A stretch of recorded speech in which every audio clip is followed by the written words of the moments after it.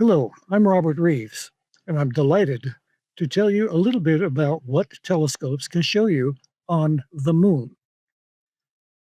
Now, a little bit of background about me. Uh, some of you know me as a longtime contributor to Astronomy magazine. I've been writing articles all the way since back to the Richard Berry days, about 40 years ago. And then in 2000, I published the book Wide Field Astrophotography, which was well received, but photo technology changed. And that was the last book written about film based astrophotography. 5 years later, I published Introduction to Digital Astrophotography, the first book written about astrophotography with DSLRs. And then I followed that a year later with Introduction to Webcam Astrophotography. This book helped popularize the use of webcam video capture for planetary photography, and I like to think it helped launch today's planetary camera industry. Now, as a result of that, lunar photography and our way of observing the moon changed significantly. How good is modern lunar imaging with a modest amateur telescope? Well, the image on the right is a plate from the famous Kuiper Lunar Atlas. It was the best professional astronomers could do from the Earth in the 1960s. The image on the left, shown right side up versus the upside down image as published in the Kuiper Atlas, was taken from my backyard with a Celestron 11 and a modern planetary camera, electronic planetary camera. I'll let you be the judge of which is better, the modern day amateur or the old film based professionals. So we see the moon in a whole different light nowadays, a lot clearer, a lot sharper. So I like to introduce people to the moon and show them a few features and get them to become friends with the moon. When you look at the moon through a telescope for the first time, it's just a place filled with bumps and holes. It has no personality. But once you understand a little bit about it, the geology, how the moon formed, what the individual features are, some details about them, then they become your observing friends. And the moon takes on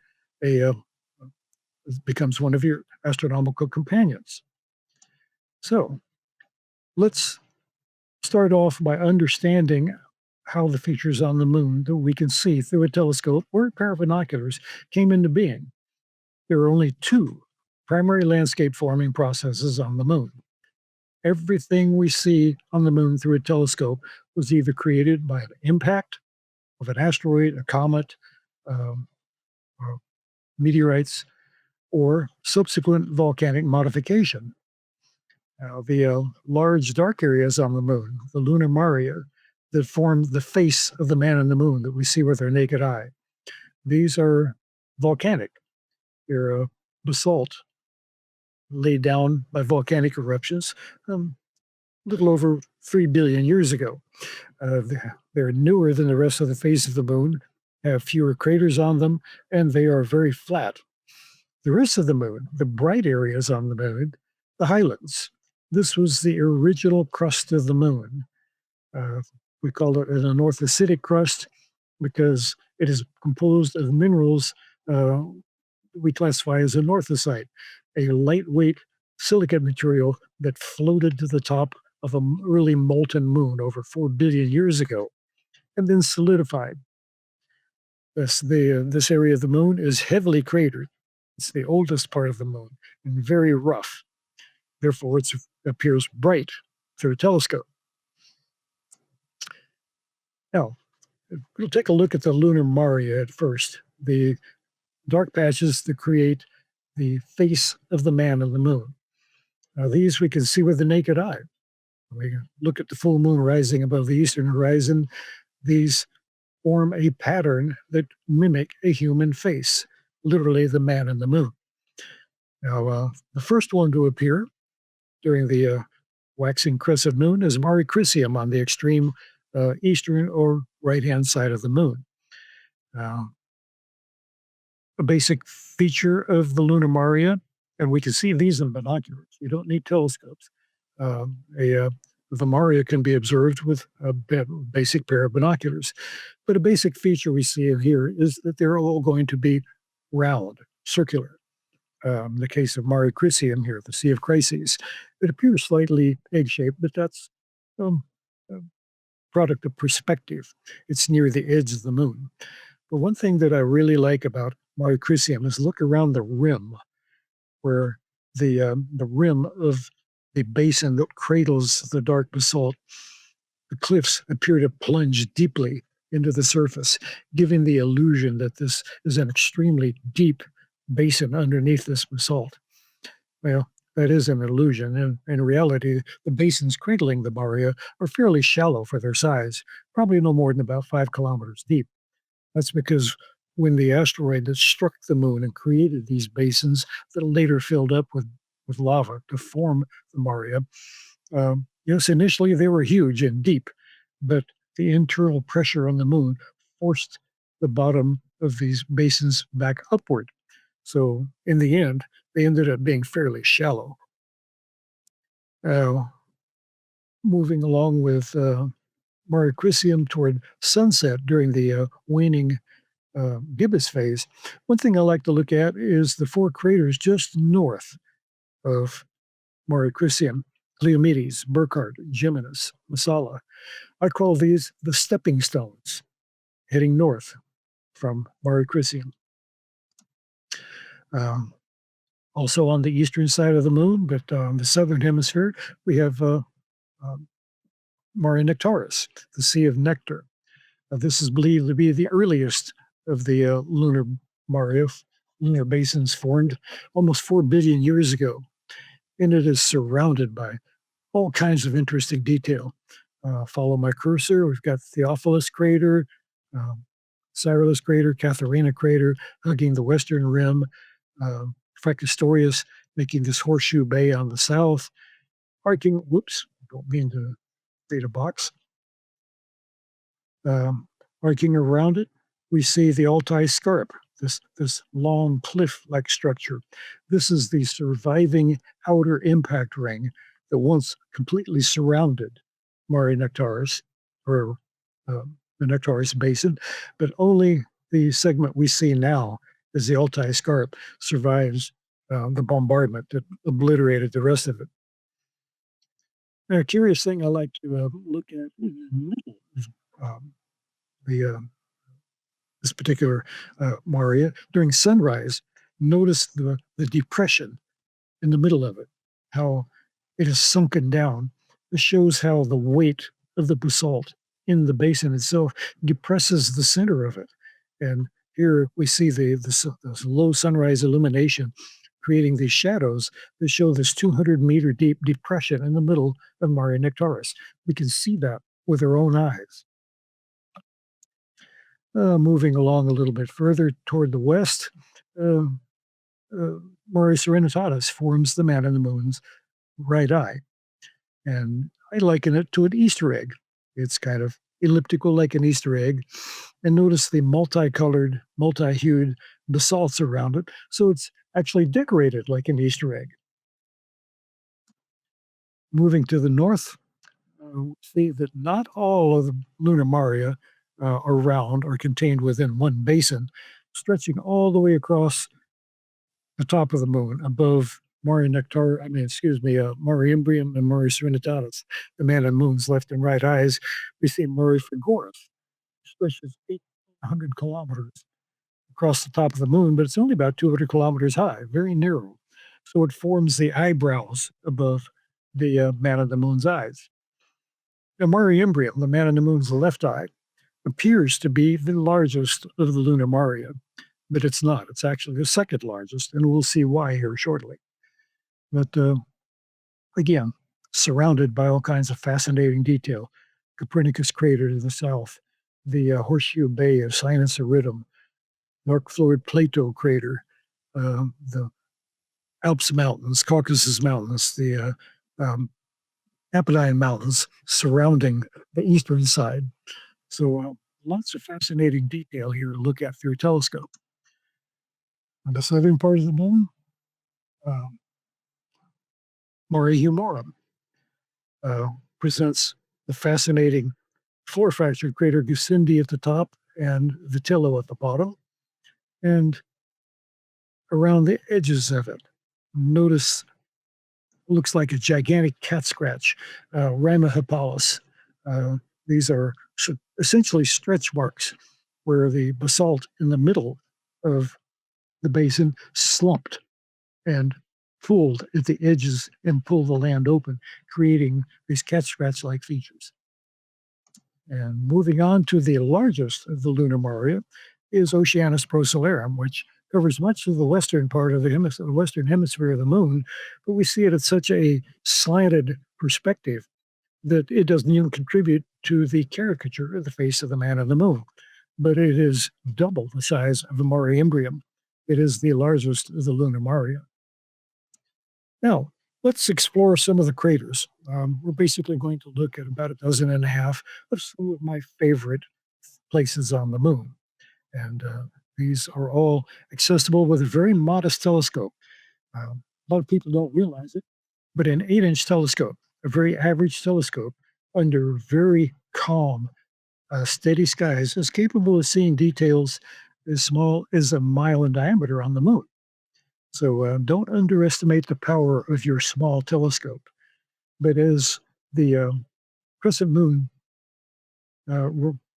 appears in the west just after sundown, two of the largest craters to appear, Langrenus and Petavius.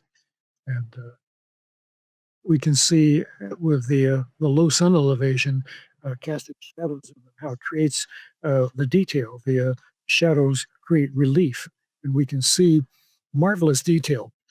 Now, a lot of people think, well, I want to observe the moon during the full moon when I can see the entire moon. Well, you're going to find that you will not see very much detail during the full moon because the flat illumination eliminates the shadows and you can't see the detail. But at low sun elevations, follow the shadow, follow the Terminator. That's where you're going to see the detail on the moon. And this image of Langrenus and Petavius are an example of that. If these were flatly illuminated with high overhead illumination, they would almost melt into the background. But with low sun elevation, there's just a delicious amount of detail to take in, almost too much to comprehend the first time you look at it. It's just like with deep sky observing. The more you look at the moon, the more you see on the moon. The eye learns how to recognize details. So don't give up on the first try. Study it again, and you'll understand it a little bit more the next time. Continuing on with the waxing crescent moon getting bigger, up at the north, we see Endymion, Hercules, and Atlas craters. Hercules and Atlas, both the lunar strongmen, side by side, the Roman and Greek strongmen, Hercules and Atlas. Atlas is a floor fractured crater. Its interior, filled with basalt, has these rills and cracks running through it. The same thing with Endymion crater. It started out as a, whoops, didn't mean to do that. Let me back up where I belong. It started out as a traditional crater with terraced walls and a central peak, but it filled up with basalt that welled up from underneath the crater through fractures in the bottom of the crater that allowed to reach magma chambers under the moon and completely paved over the interior of Endymion. Moving on further on the crescent moon, we come to Janssen down in the southern hemisphere. Now, Janssen is huge, 191 kilometers wide, almost 200 kilometers across. And at sunrise or at sunset, it's very visible because of the shadows creating all the contrast, enhancing the features. But Janssen is only 2 kilometers deep. It's ancient, over 4 billion years old. Its floor has been elevated by volcanism. So it's very flat. Therefore, when the sun is high, Janssen almost disappears. You cannot see it anymore. So a lot of these craters are visible best along the Terminator. Follow the shadow. That's where you're going to find all the action. The triple craters, Theophilus, Cyrillus, and Catharina, I mentioned them before when we were looking at Mare Crisium. These are a marvelous study in how a a crater can modify another crater, an impact modifying another impact. All of these are basically the same age, uh, 3 or more billion years old, but Katharina formed first. And at the time of its creation, it probably looked very much like Theophilus up here. But then Cyrillus impacted, and the seismic shock, the moonquake from that impact, and the shower of debris thrown out from Cyrillus ruined and degraded Katharina. And then shortly afterwards, Theophilus formed and did the same thing to Cyrillus. So the first crater down is going to get beaten up by the ones that follow. The last crater is going to be the most pristine, even though they're almost all the same age. Uh, the last crater formed is going to be the sharpest one. And that's a classic case here where we've got Katharina first, Cyrillus, and then Theophilus. These all hug the northwestern rim of Mare Nectaris.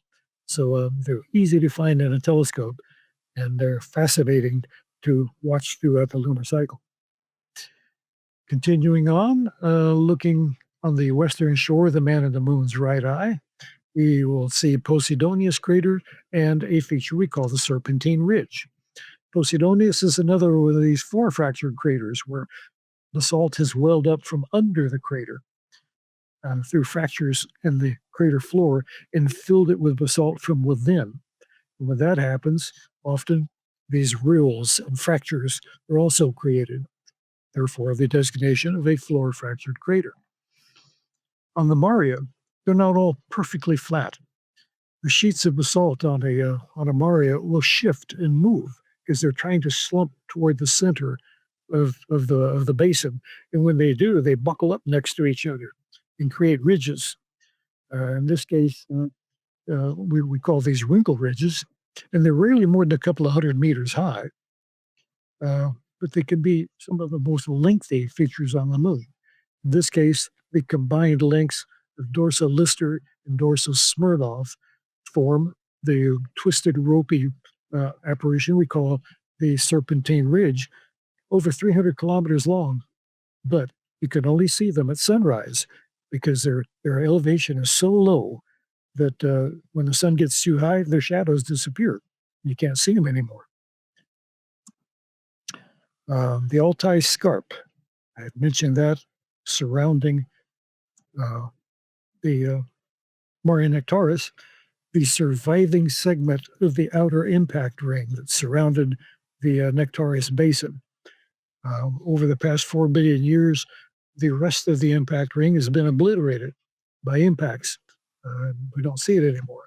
But this particular segment shines brightly as the rising sun hits these 2-kilometer high cliffs, and we see it very brightly. So it extends for almost 400 kilometers, a little over 400 kilometers from Cyrillus crater down to Piccolomini crater. And this can even be seen in a pair of binoculars. On the eastern side of Mare Tranquillitatis, two volcanic features, Ramacauci and Rupes Cauci. The upper feature, Ramacauci, is a trench, whereas Rupes Cauci on the bottom here is a cliff face. Now, they're both created by volcanism. In the case of Ramacauci, a volcanic dike or a sheet of magma that pushed up from the man in the moon's molten interior split the surface, and the ground slumped down to form a trench. The same basic function happened with Rupes Cauci, except only one side slumped down, creating a cliff instead of a trench. And these are easily seen in a modest telescope.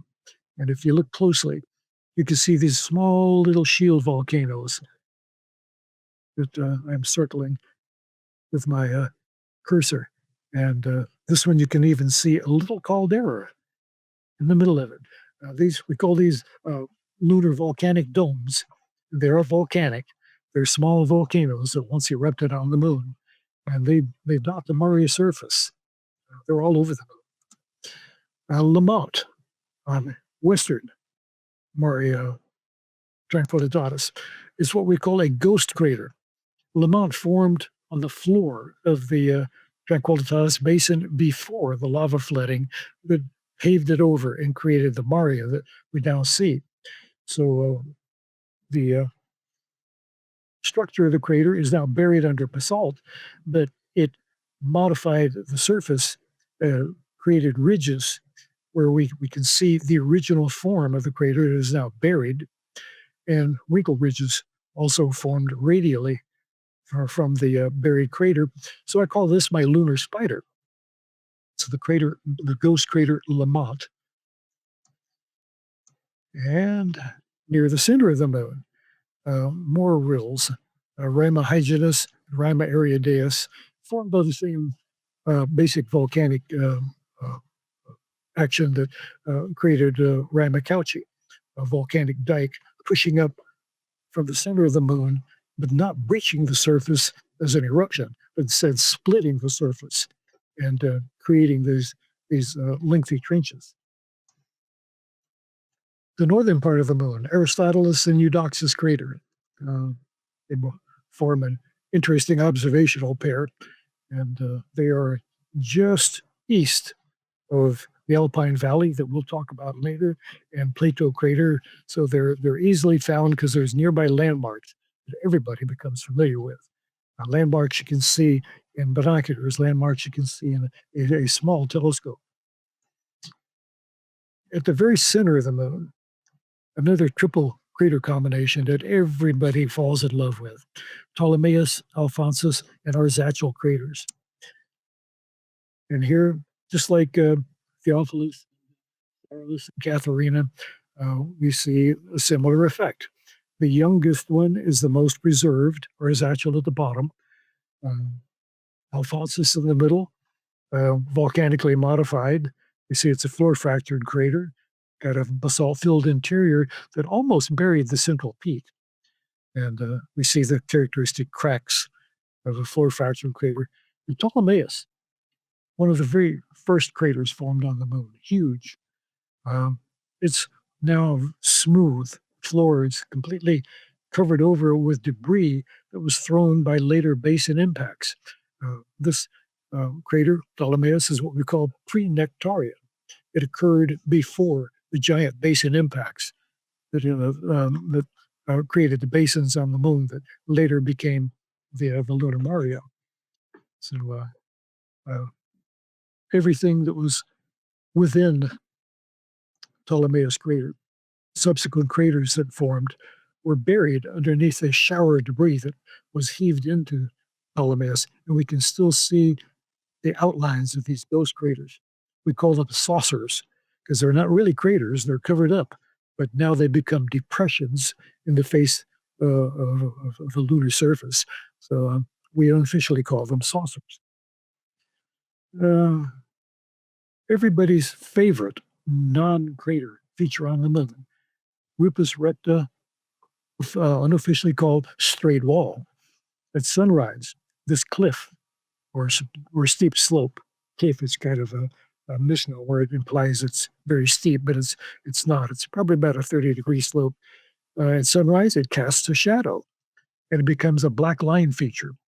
In the afternoon, when the face of the slope is illuminated, it becomes a white line feature. And this is visible throughout the entire lunar cycle. So a straight wall very quickly becomes one of the favorites for all lunar observers. Moving back up north again, Plato in the Alpine Valley. Plato is noted because it doesn't look like your standard crater, and it's so obvious just north of Mare Imbrium that it stands out, and everybody takes notice of Plato.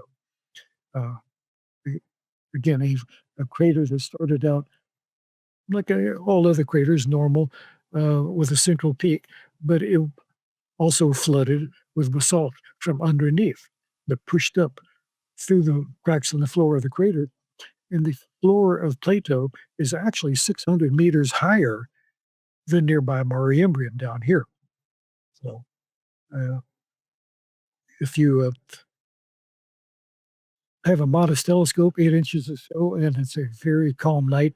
Look for the four tiny little craterlets on the floor of Plato. If you can spot those, you've got a very good, you have some very good seeing, and cherish the moment. The same with the Alpine Valley over here. This 130-mile long gash through the Alps mountains. And if the seeing is really good, you'll see the rill running down the center of it. And moving on, Tycho crater, one of the youngest craters on the moon, only 108 million years old. We're not using the billion word anymore. This is millions. This crater was created when dinosaurs were roaming the Earth. The gigantic flash that occurred when the asteroid struck the moon and created Tycho probably startled many of a T-Rex on the Earth. Uh, Most people like to show Tycho at full moon when its spread of rays, the material that's splashed out from Tycho, draped across the southern hemisphere of the moon, is very bright and very picturesque. But I like to show Tycho just after sunrise because now look at the nearby surface. See how many hundreds and hundreds of tiny, tiny craters pit the area. This is all the debris that was blasted out of Tycho by the impact only 108 million years ago. And we can see the devastation around. It was not a good place to be with all that, with those blocks of boulders falling from the sky that were thrown out of Tycho. Now, Clavius crater, when I started observing the moon, literally back in the 1950s, we used to think that Clavius was the largest crater on the moon. Of course, now we know it's only the second or third largest on the near side of the moon, depending upon how you measure its diameter. Um, it's very irregular border, so depending upon which way you crisscross your measuring angles, um, Clavius at 225 kilometers can either be the second or the third largest. But still, it's a very impressive crater. And in a telescope, it's fascinating because these satellite craters that arc across the floor of it, the progressively larger arc of craters, gives it a personality like no other. So, definite favorite for everybody. Now, a curiosity, Heinzel and Schiller. Uh, it's a curiosity that two of the most elongated craters on the moon happen to be in the same eyepiece field of view. Now, Heinzel up at the top is actually two circular craters that overlap each other, but from Earth or slanted perspective makes it look like a peanut. But down here on the bottom, Schiller is definitely an oddity. It's 170 odd kilometers long, but only about 50 something kilometers wide. This was created by a glancing impact that ricocheted off of the moon. And to show you how big this crater is, if it's 170 something um, kilometer length, oops, I didn't mean to do that. We translate it into the diameter of a circular crater. Heinzel would be one of the 10 largest craters on the moon. And moving on to the monarch of the moon, Copernicus. Its brilliant ray structure makes it a favorite and second largest ray structure on the moon. We see the rays splashed out in all directions. And this is the material that's blasted out of the crater uh, by the explosion that created it and spreads this across the face of the moon. Now, don't just concentrate on Copernicus at high sun when the rays are visible.